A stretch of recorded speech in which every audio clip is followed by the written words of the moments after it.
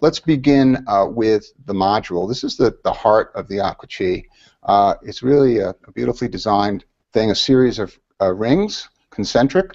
And the first tip we're going to work on here is to simply change your ring set. Now, obviously, some people have done this for years, but there are things that you'll pick up here just by following along here. So the ring set consists of this clip here and the two rings that it holds in place. So I'm just going to remove this ring set.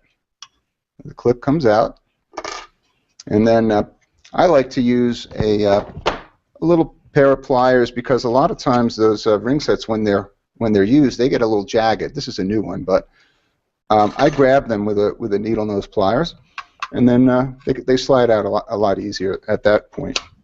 Get that one. Which way am I pulling it? There we go. That was a little more stubborn, that one. Anyway, so you have the ring set is these two rings and a clip, okay? And some people call these strips, but I call them clips because they're clipping the two rings in. Now, let's go ahead and replace the ring set. Push the ring in with your thumb, top, and then bottom.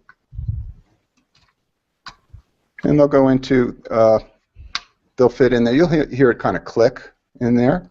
And at that point, on the top, you'll see there's a little hole here. That's where you want to put your clip through.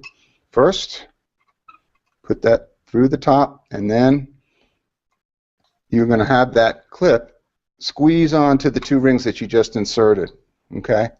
Now, let me do this. I'm going to give you one other tip here, because sometimes people say, you know, my clip isn't staying on there nice and firm. Okay, so let's take it out. And the first thing I would do is to give it a little squeeze this way.